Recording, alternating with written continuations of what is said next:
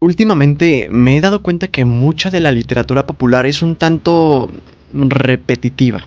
Me explico. El otro día empecé a leer un libro de fantasía juvenil. No sabía bien qué esperar, así que me sumergí en la historia sin expectativas. Sin embargo, no tardé en darme cuenta que la historia me era muy familiar. Un protagonista arquetípico al que le matan a la familia o tiene algún motivo similar para deshacerse del enemigo, pero del cual casi no conoce nada. Un nuevo mundo que el protagonista descubre o del cual ya formaba parte, donde la sociedad es liderada por algún tirano. La típica rebelión de jóvenes incansables que quieren justicia, en donde el personaje principal se hará de amigos interminables y terminarán derrotando al malo malote y de paso liberando al mundo. ¿Te es familiar?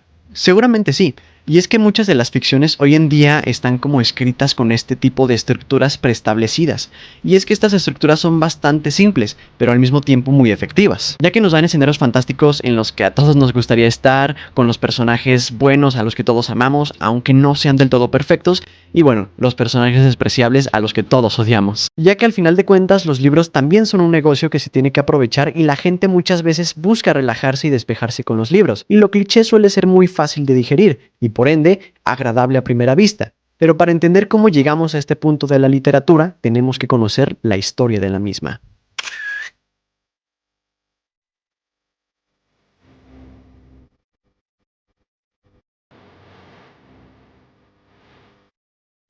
Bien, antes de pasar como tal a la historia de la literatura, me gustaría que demos un rápido paseo por la historia del lenguaje humano. Como tal, el idioma más antiguo de la humanidad y que sigue en uso sería el tamil, una lengua dravidiana que hasta el día de hoy sigue viva y lo ha estado por más de 5000 años, y es hablado por aproximadamente 83 millones de personas, la mayoría concentradas en la India. Sin embargo, aunque este idioma sea el más antiguo con vida, este no fue el primero, al menos del que se tiene registro. La primera lengua de la que se tiene registro es el sumerio. Este idioma proviene del sur mesopotámico, y la inscripción más antigua de esta lengua proviene del 3100 a.C. No obstante, este idioma nunca se expandió más allá de Mesopotamia, lo que hoy es Irak y Siria, y a día de hoy es una lengua muerta, ya que no se usa más y lo único que queda de ella son los registros tallados, los primeros escritos. Entre otras de las lenguas más antiguas, vivas o no, tenemos al sánscrito, que proviene del noreste de la India, con textos que datan del 1500 a.C. y que a día de hoy se sigue usando en diversos textos en la India. En el siguiente lugar, o sea la tercera lengua más vieja, está la hitita, que surgió en una península de tierra de lo que hoy es Turquía, y que corresponde a un periodo de tiempo del 1400 hasta el 1180 a.C., aunque hay textos de esta lengua más viejos. En cuarto lugar tenemos al ya mencionado tamil, y por último tenemos al avéstico, que cuenta con registros del año 600 a.C. y que se dejó de usar por el 400 a.C.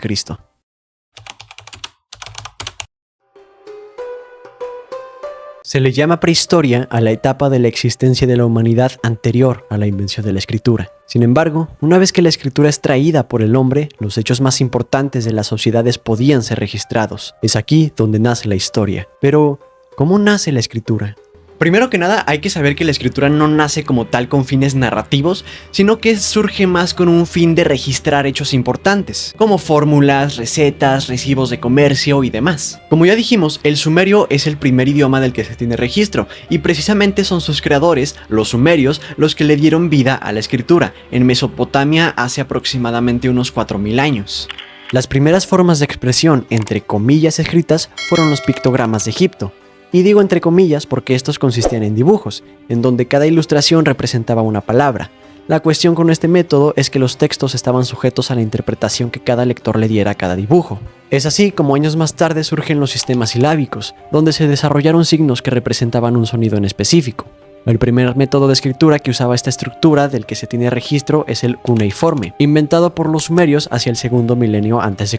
Estos textos se hacían sobre arcilla, la cual se cortaba en placas de aproximadamente 30 por 40 centímetros y que al momento de usarse estaban húmedas, lo que permitía la manipulación del material, sobre el cual se dibujaban los signos con un cálamo, un tipo de caña. De hecho, de ahí viene el nombre de este sistema, cuneiforme, ya que el vocablo cunea significa cuña, una herramienta con la que también se manipulaban estas placas. Tras haber escrito sobre la arcilla, la placa se dejaba al sol para que se terminara de solidificar y a veces se metían a hornos para asegurar su firmeza. Como les dije anteriormente, estos textos solían ser registros económicos, legales y hasta científicos, Sin embargo, con el tiempo se empezaría a desarrollar un tipo de escritura épica y de narrativa, lo que trajo consigo a los primeros poemas de la historia, y con ello el que es considerado por muchos el primer texto literario de la historia, el poema de Gilgamesh, un texto en verso que narra las aventuras del rey Gilgamesh, escrito por los sumerios.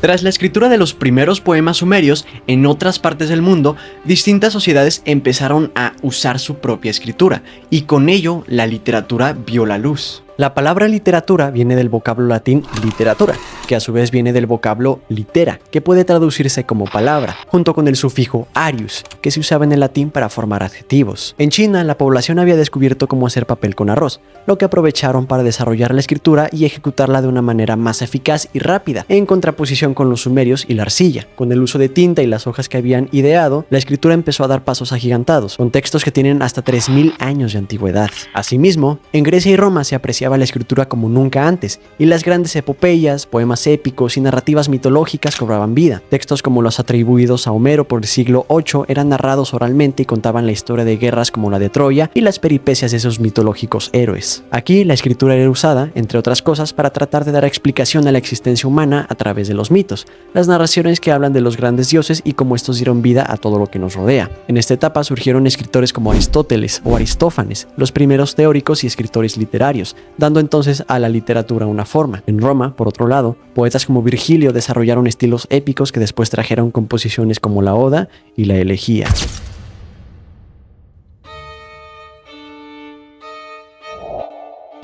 Desde el siglo V, en el medievo, el cristianismo llegó para imponer su doctrina, y tras la caída del Imperio Romano, las escrituras antiguas serían dejadas de lado para darle paso a la expresión literaria religiosa. Con la invención de la filosofía y la búsqueda de una explicación racional y lógica a la vida dejando de lado los mitos, parecía que los filósofos se adueñarían de la literatura para expresar el sentir humano de todas sus dudas y posibles respuestas a la existencia. Sin embargo, con la caída de este Imperio Romano, aunque no se abandonó esta forma de pensamiento, el dogma cristiano se extendió con una velocidad exorbitante. Las sagradas escrituras llegaron para cambiar el mundo, y un hombre que fue crucificado buscando nuestro perdón cambió la forma de ver el mundo de las personas. Así, la literatura buscaba de nuevo darle un propósito y explicación a la vida, pero ya no con mitos ni filosofía plausible o ciencia, sino con la palabra de los mensajeros que venían de parte de Dios. Y aunque la religión podría parecer el único tópico de la época, la realidad es que ayudó bastante a desarrollar otras cosas, como la poesía y los cánticos, además de lo que serían los primeros bosquejos de la novela, con narraciones caballerescas. Mientras tanto, en Japón, los elementos religiosos no estaban tan presentes en la literatura, por lo que se podía ver un trabajo más creativo en la escritura, dándonos lo que es considerada la primera novela en forma de la historia, Genji Monogatari, escrita por Murasaki Shikibu, una mujer del siglo X. Gracias a esto se abrió una puerta enorme para la literatura, donde ya no tenía que buscar respuestas y sentido a todo, sino que podía ser una forma de entretenimiento, aunque siempre con el factor filosófico, puesto que las narraciones siempre conllevaron un pensamiento analítico y dubitativo. Pero más que buscar dar respuestas con ello, se buscaba plantear preguntas para que las personas pensaran por sí mismas.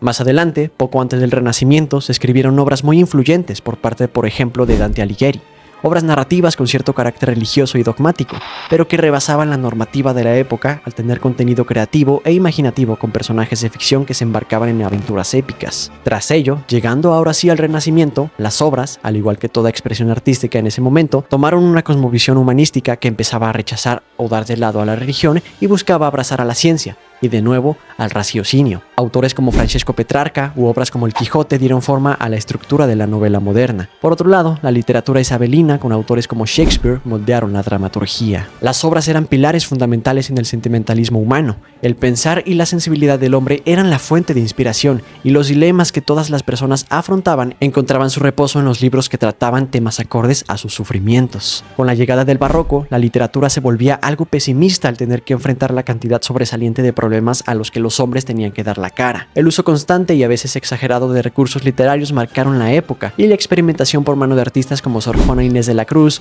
o John Donne fueron clave. Ya en el siglo XVII y XVIII, con la Ilustración, la literatura mantenía su carácter filosófico, pero ya no tan deprimente como lo hacía en el barroco. Aquí los textos se acoplaron a los problemas de la época, cuestionando el poder establecido y las clases sociales. Aquí podemos encontrar obras como Los viajes de Gulliver, de Jonathan Swift.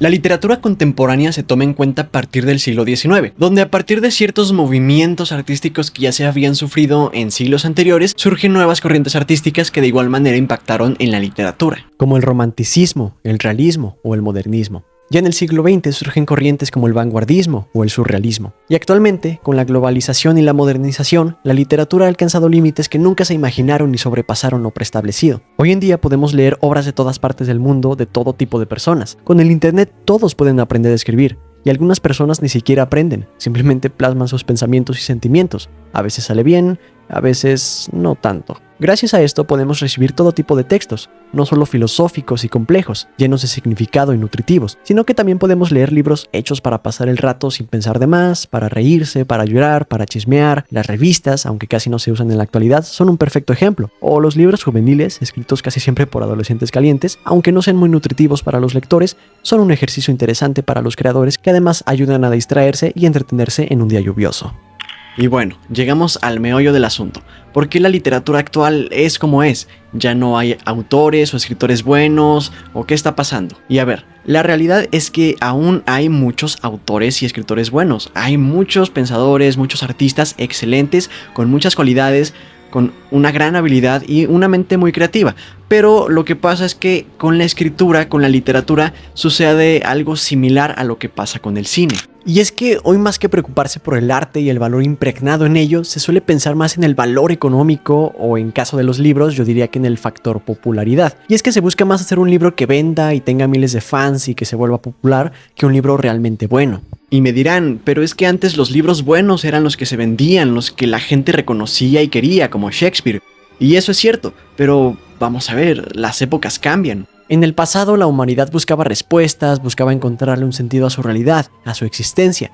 De ahí que primero se hayan ido por el registro de cosas, las leyes y demás, para después pasar a los mitos. Y ya cuando de verdad quería llegarse a respuestas verdaderas, no mitos, sino hechos, es cuando la religión y más tarde la ciencia y el humanismo ganaron terreno.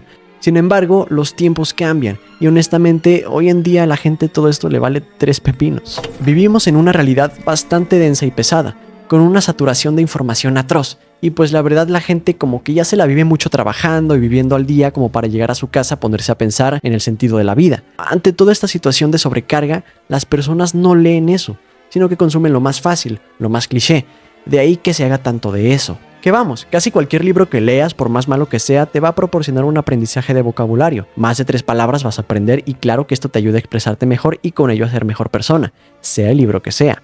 Pero una cosa es tener la mente llena de palabras nuevas, rimbombantes y técnicas, y otra cosa es usar esas palabras para generar ideas nuevas y criticar el mundo como es, buscando un cambio verdadero.